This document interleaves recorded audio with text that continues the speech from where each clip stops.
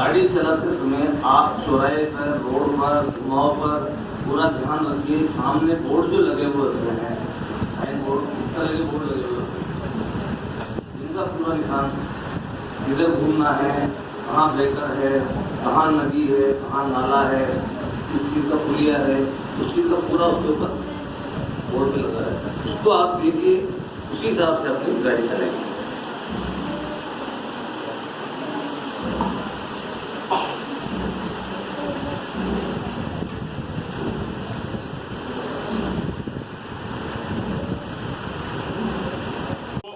फिर अलग से और जाब्ता उपलब्ध कराया जाता है, जिसमें sub inspector rank 2 star, ASI assistant sub inspector 1 star. उसके बाद यहाँ आप देखेंगे कि साहब के यहाँ पर ये फीस लगी हुई है, ये हेड कांस्टेबल हैं। और आप जिनके कुछ भी नहीं है, कंधे पर भी कुछ नहीं है और यहाँ भी कुछ नहीं है, वो कांस्टेबल रैंक है। तो क्या रैंक होगी बच्चों? कांस्टेबल हो गई, फिर हेड कांस्टेबल हो गई जिनके कंधे पे फीस है, फिर 1 स्टार आप खुर्शीद जी एएसआई साहब हैं, एएसआई रैंक के हो गए। फिर अभी 2 स्टार मौजूद नहीं है, मैडम कहीं गई हुई है। फिर 2 स्टार होते हैं, फिर 3 स्टार होते हैं। तो एएसआई, सब इंस्पेक्टर और इंस्पेक्टर, इस रैंक के अधिकारी उनको उनकी मदद के लिए दिए जाते हैं। इसमें जैसे जिले को कई थानों के भाग में बांट दिया, इसी प्रकार से कोई भी पुलिस स्टेशन या कोई भी थाना होता है, उसको हम विभिन्न भागों में बांट देते हैं। जैसे मेरे पास मान लो कि 30 पुलिस कांस्टेबल्स मेरे पास अवेलेबल हैं, या मेरे यहाँ 30 पुलिस कांस्टेबल्स की पदस्थापन है, तो मैं मेरे बूंदी सदर पुलिस स्टेशन को 30 भागों में विभाजित कर दूंगा।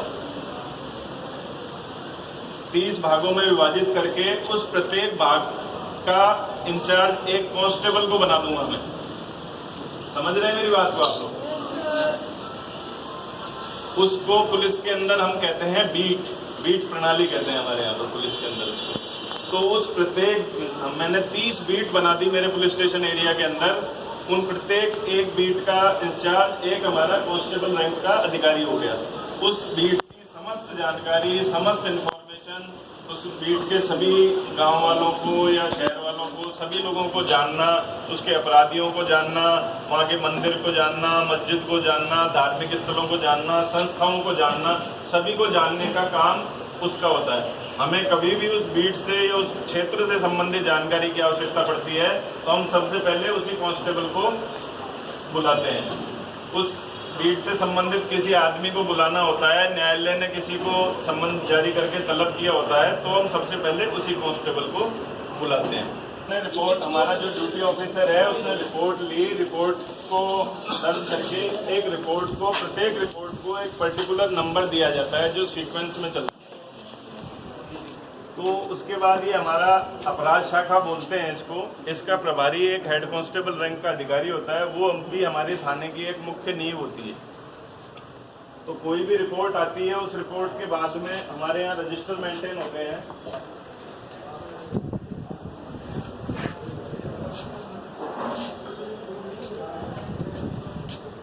ये एक रजिस्टर है, क्योंकि पुलिस बहुत पुराने उससे चली आ रही है और पहले उर्दू का प्रचलन ज़्यादा था, इसलिए पुलिस की कार्यप्रणाली में उर्दू के शब्द बहुत ज़्यादा प्रयोग में लाए जाते हैं। तो इसको हम बोलते हैं जरायम रजिस्टर। जरायम उर्दू का शब्द है, उसको हिंदी में बोलते हैं अपराध और इंग्लिश में बोलते हैं क्राइम। एक तरह से क्राइम रजिस्टर हो गया या अपराध रजिस्टर हो गया, लेकिन हमारी भाषा में अभी भी इसको जरायम रजिस्टर ही बोला जाता है। कोई भी केस दर्ज होता है तो इसमें प्रोफार्मा है, प्रत्येक केस का इंद्राज रजिस्टर के अंदर होता है। आप देखेंगे ये सेकंड रजिस्टर है, 1 नंबर रजिस्टर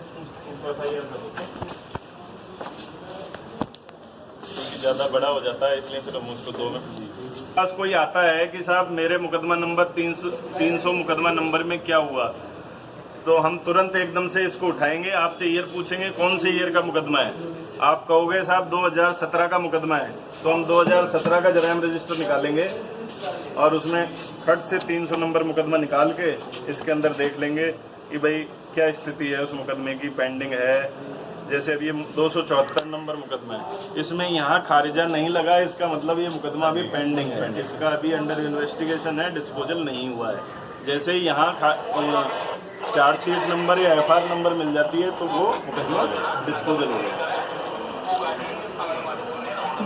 तो क्राइम संबंधी जितनी भी जानकारी होती है ये हमारी क्राइम ब्रांच है।